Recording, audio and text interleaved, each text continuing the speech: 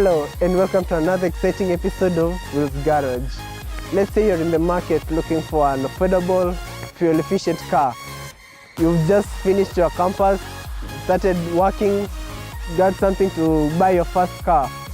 Here today we'll be reviewing a car that can be suitable for you as it's fuel efficient and it's quite a reliable car. Today we will be reviewing the Toyota Corolla AXIO 2014 model.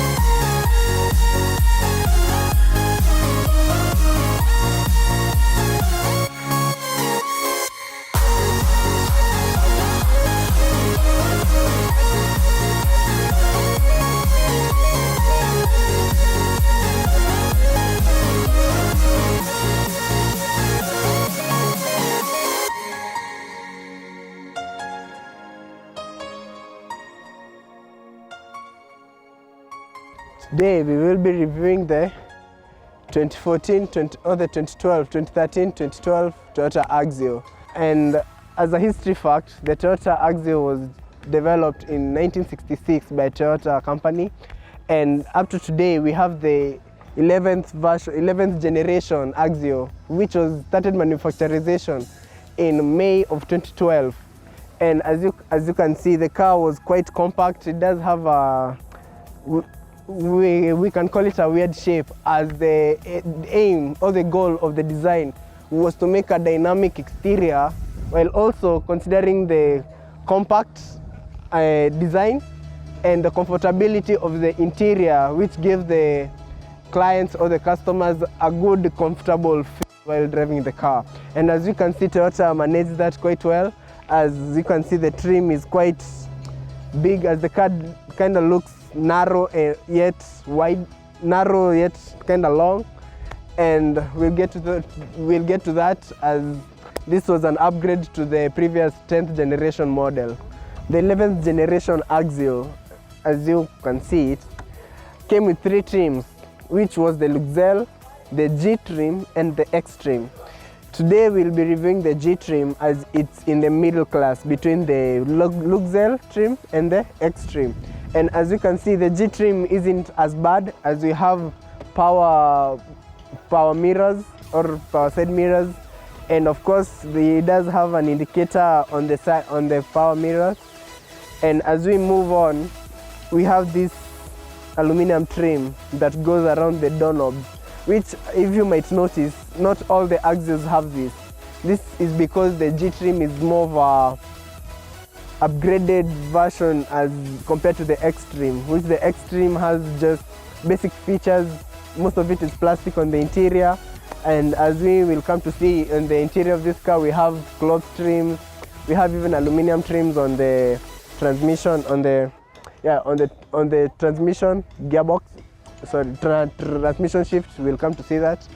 And of course, since it's a sedan, we have a 15-inch rims, and they're not too big, not too small for the car, as the car is a saloon and not majorly an off-road, so get to that soon. The Toyota AXIO was also given the codename E160, and it did have, or they made it with 4 powertrains or 4 types of trims which was the 1.3 liter 1NR FE, which was an inline 4 engine. We have the 1.5 liter, which was an 1NR FE version, and we also have the hybrid version of the same model, and which is also rare, we do have the 1.8 liter ZR FE version engine, which came with a 1.8 liter, which is a bit bigger according compared to the others, but still fuel efficient, and it's more of the higher trim of the AXIO.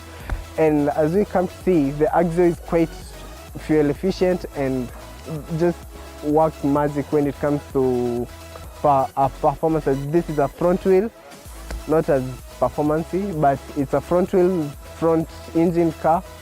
And of course, it being a Toyota AXIO, it's a beginner's car. It's easy to handle. Aina madrama mingi. It's just a simple car, and as we come to open the engine bay, you'll come to see how simple and easy the engine is.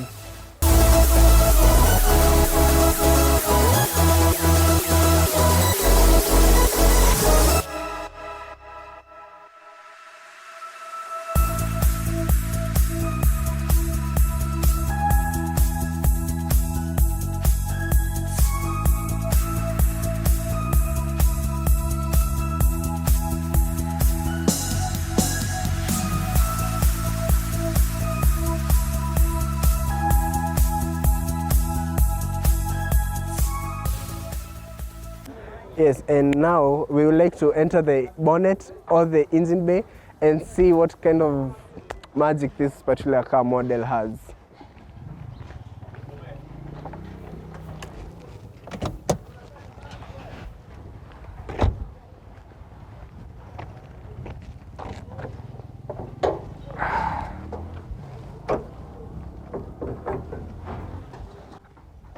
As we open the engine bay, we have a VVTi engine as labeled on the plastic on top of the engine bay. And of course, it having a 1500 liter engine or a 1.5 liter engine, it's not that quite powerful and still kitu noma sana. And as I had said earlier, the trim levels available for the AXIO are the Luxel version, the G version, and the X version, which is also same for the Fielder, which is also the same as the AXIO, but it's just a station wagon. But the Fielder does include a 1.8 S trim. The Toyota released the hybrid version of the Toyota Corolla AXIO sedan and the Toyota Fielder, which is the wagon version of the AXIO.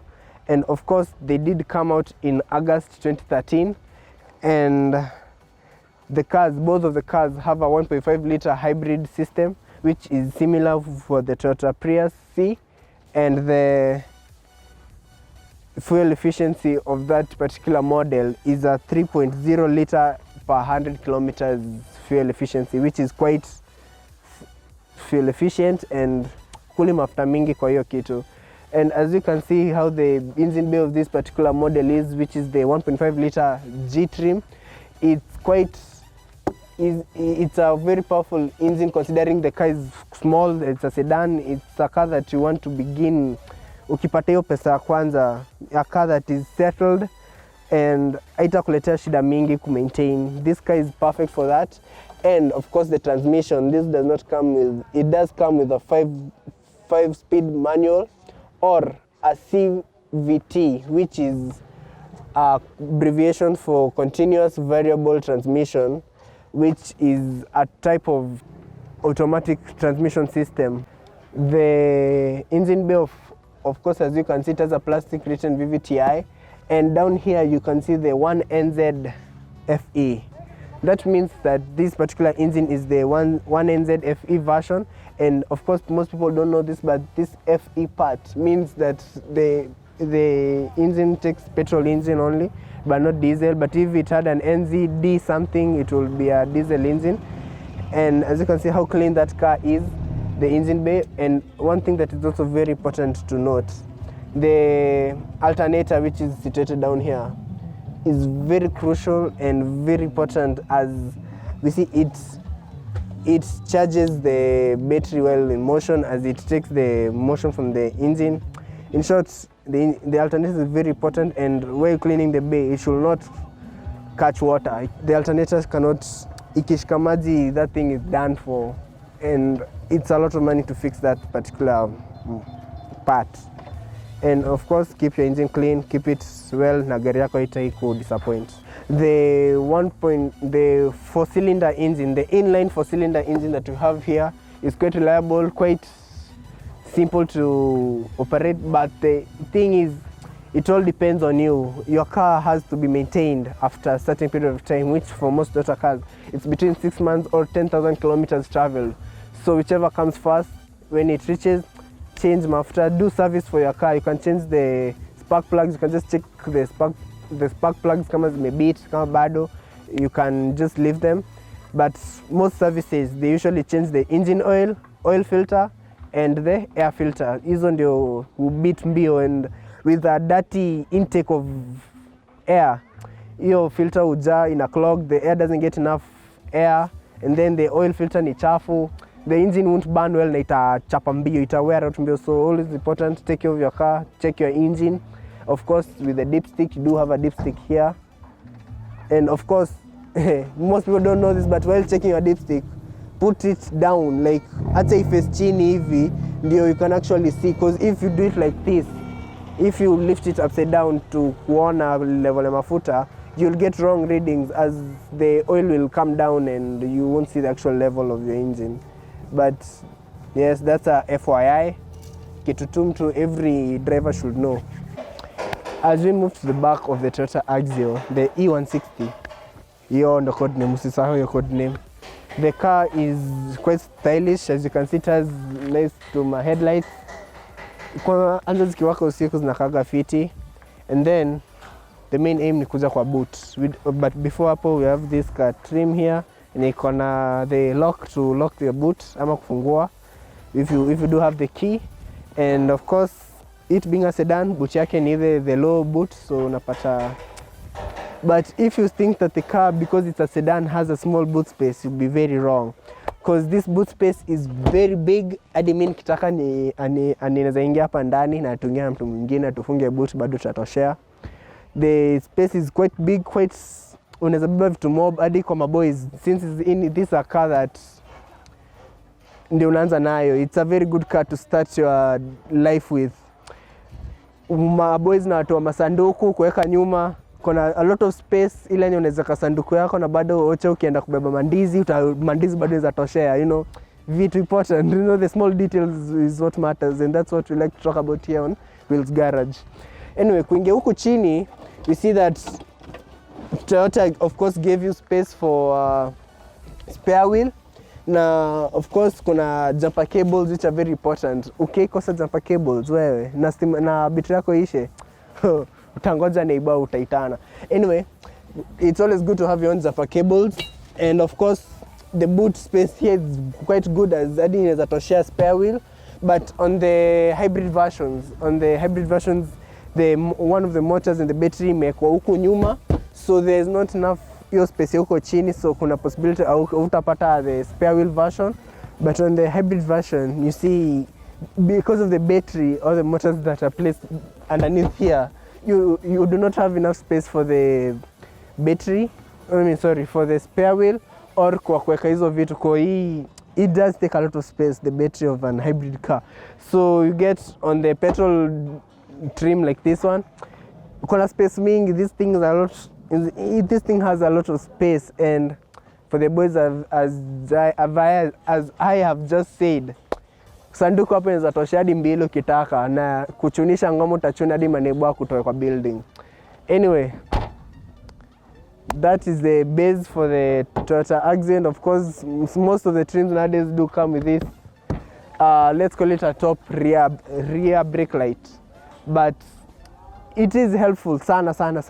Hii kitu ni helpful sana, as mtu amekaribia sana na matatu example, akikaribia sana, you know, easy on the normal brake lights, but with this huwa inawaka na it lets someone know that you are braking. And of course, since it's not such a big engine, it comes with a single exhaust iko huko chini, and the height of this car is the most crucial thing, and to be honest, that's my downside ikikuja Kenya, because you get some of these cars zimewekwa zikiwa chini sana, they are too low. Unaweza uko Japan, they don't have bumps, wana hizo barabara tunazo huku, so it's usually advised ukipata most of these magari hizi za kwanza nazo, Mazda Demio, the Toyota AXIO, the Vitz hata, it's usually recommended kama unaweza change between the suspension ama just cheza na height ya gari yako, cause utagonga bumps, utaacha hizi mabampa nyuma, utastuka. But it's usually nice, but just be careful while driving, in short. Hizi si gari za kurusha kama mawe. They are efficient, ni gari hadi si za sports, but you can't get the sport trim using the Luxel version or the 1.8 S trim for the Fielder version. But since hii tunaongelea AXIO, just tumia gari vile inafaa. If you want a sports car, enda ununue BMW or something, but if you want gari tu ya kupeleka on a daily, the AXIO is good for you. Iko na fuel economy ingine fiti sana, utakuwa na save mafuta, and of course take care of your car, it takes care of you. So unapata most of the regular checkups kwa mechanic utakuwa unaenda, so that's also a very good thing to